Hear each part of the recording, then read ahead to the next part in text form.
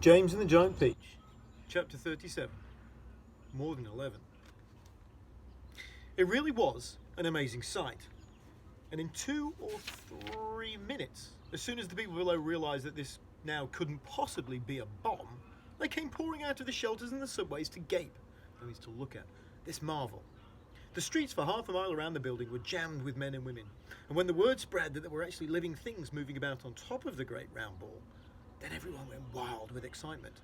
It's a flying saucer!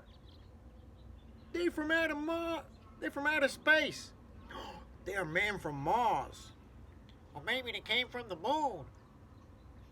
And a man who had a pair of binoculars to his eyes said, "Wow, they look pretty peculiar to me, I'll tell you that." Police cars and fire engines came screaming in from all over the city and pulled up outside the Empire State Building. 200 firemen and 600 policemen swarmed into the building and went up in the elevators as high as they could go. Then they pulled out onto the observation roof, which is the place where tourists stand, just at the bottom of the big spike. All the policemen were holding their guns at the ready, with their fingers on the triggers. Figures. And the firemen were clutching their hatchets, that's their little axes. But from where they stood, almost directly underneath the Peach, they couldn't actually see the travellers up on top. "Ahoy there!" shouted the chief of police. "Come out and show yourselves!" Suddenly, the great brown head of the centipede appeared over the side of the Peach.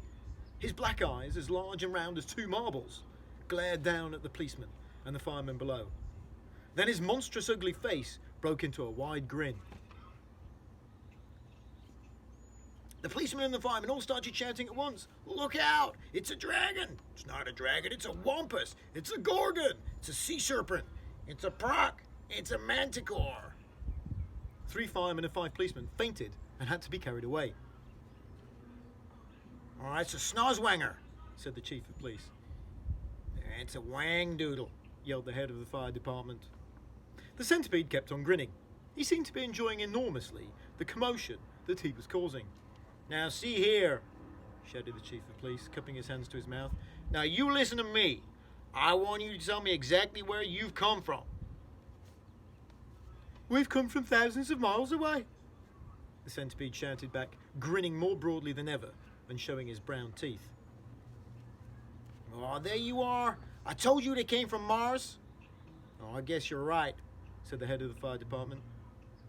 At this point, the old green grasshopper poked his huge head over the side of the Peach, alongside the centipede. 6 more big strong men fainted when they saw him. "Oh, that one's an oink!" screamed the head of the fire department. "I just know it's an oink." "Oh, or a cockatrice. Stand back, man. It may jump down on us at any moment."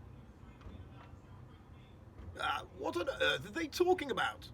the old green grasshopper said to the centipede. "Search me, but they seem to be in an awful stew about something."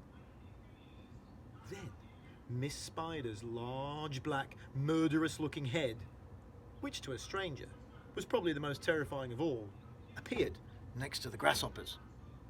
"Oh, snakes and ladders! We're finished now. It's a giant scorpula." "Oh, it's worse than that. It's a vermicious knid. Oh, just look at its vermicious, gruesome face."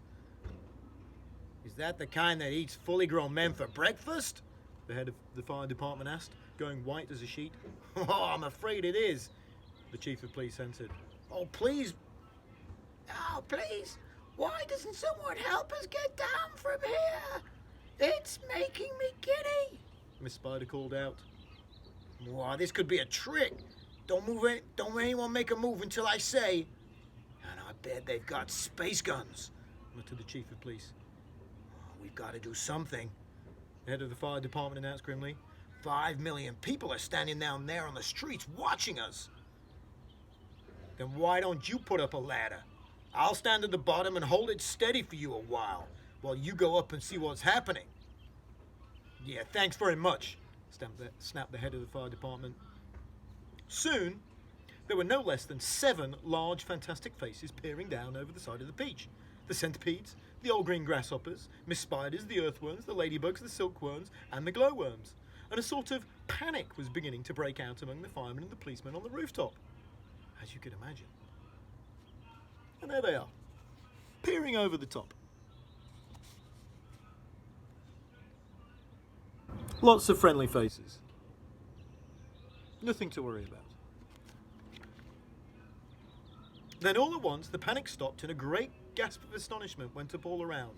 For now, a small boy was seen to be standing up there beside the other creatures. His hair was blowing in the wind and he was laughing and waving and calling out, "Hello! Hello everybody, hello!" For a few moments, the men below just stood and stared and gaped.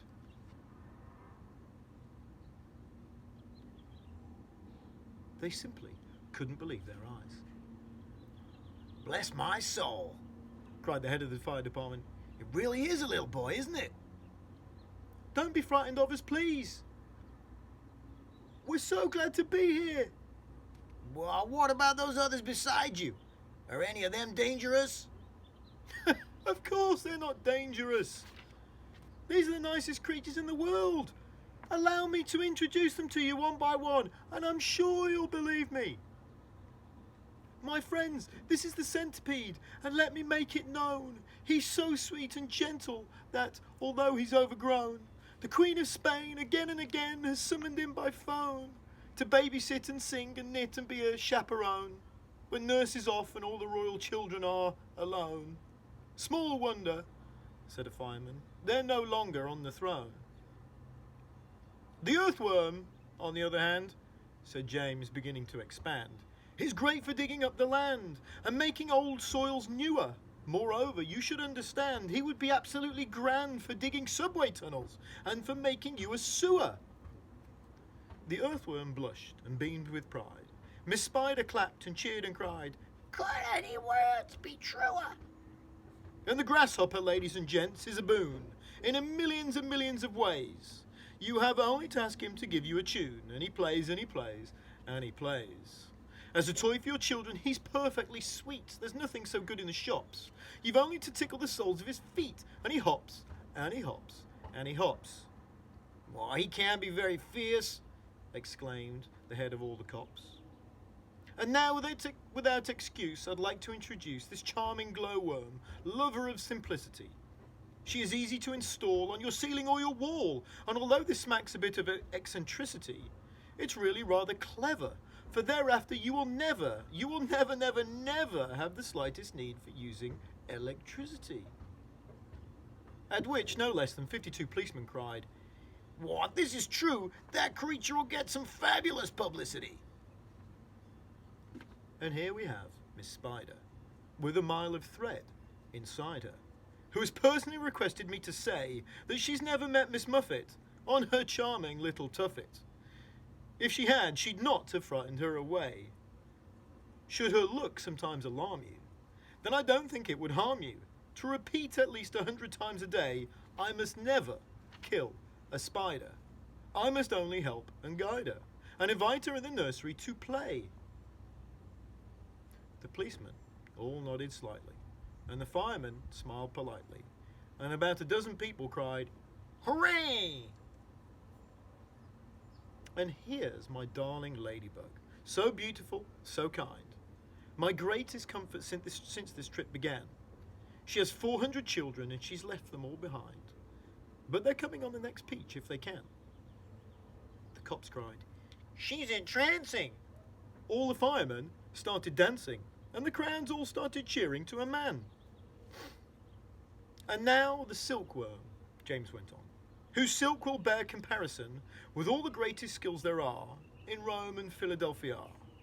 If you would search the whole world through, from Paraguay to Timbuktu, I don't think you would find one bit of silk that could compare with it. Even the shops in Singapore don't have the stuff. And what is more, this silkworm had, I'll have you know, the honour not so long ago to spin and weave and sew and press the Queen of England's wedding dress. And she's already made and sent a waistcoat for your president." "Well, good for her," the cops cried out. And all at once, a mighty shout went up around the Empire State. "Well, let's get them down! At once! Why wait?